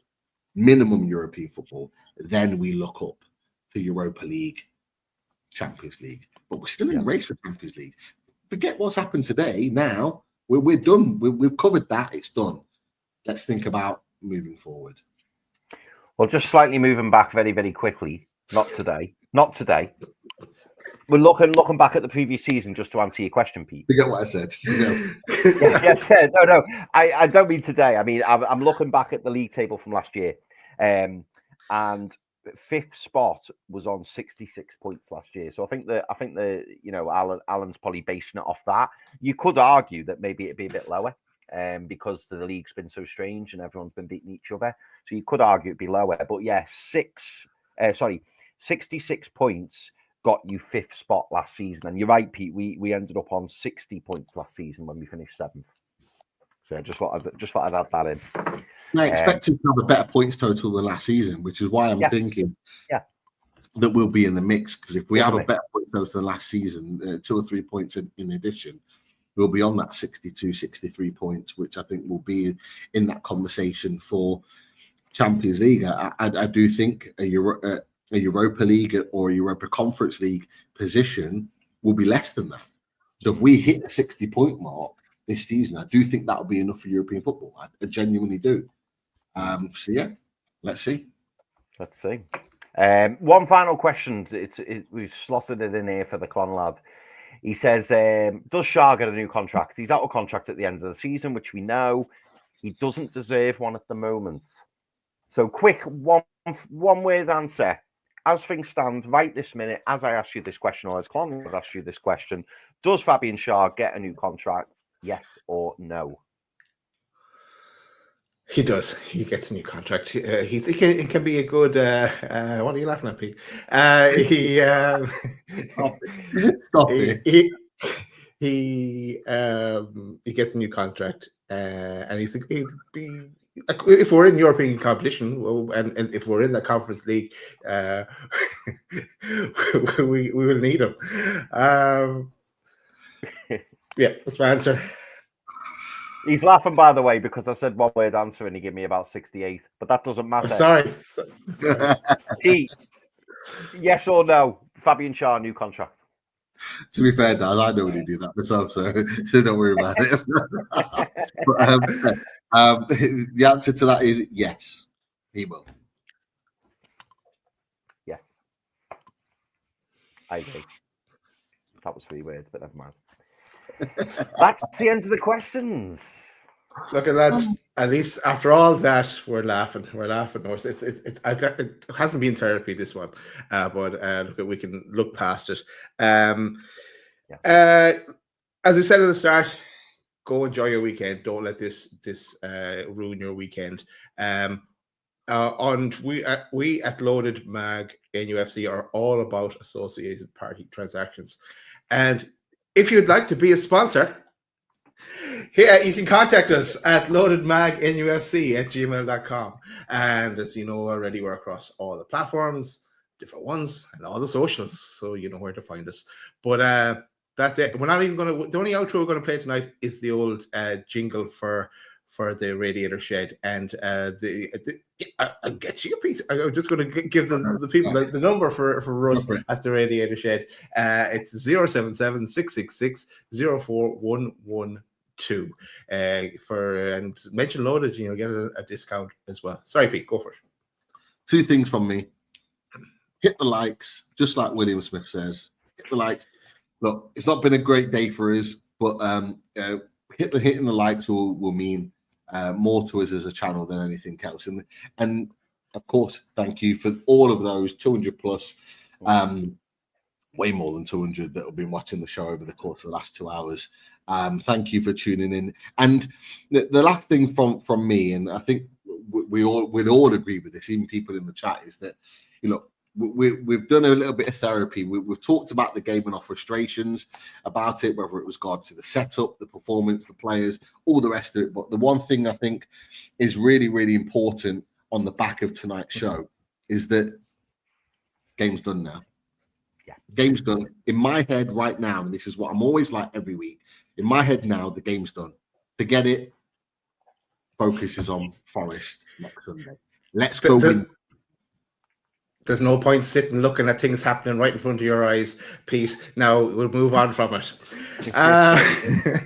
Bring you back. That was a brilliant analysis, that, by the way, Pete. I liked. It was well spotted. It really. I mean, I'm sure Fabian Schär won't like it, but it was a really good. It was a really good. I hope Fabian Schär is getting the same treatment from Eddie Howe as what we've just had that discussion about that goal tonight, because he needs to know what he's been doing wrong, because his performances need to improve. However, as I've said, for me, game's done. Focus is on Forest. Let's go see a reaction from these boys. Let's get behind these boys. For all the frustrations today, lads, we are still in the mix for Champions League. We're in the cup final, and we're in the hat for the next round of the FA Cup. We could be in a far worse position than we are right now. And that's the thing. We can always critique one bad performance, but it doesn't mean that everything else is bad. So let's get behind the boys and come on. Next Sunday, let's go and win that game against Forest. And let's be buzzing on Sunday night. Come on. Come on. Right. See you in the next one, everyone. Time for a bit of Radiator Shed. Good night.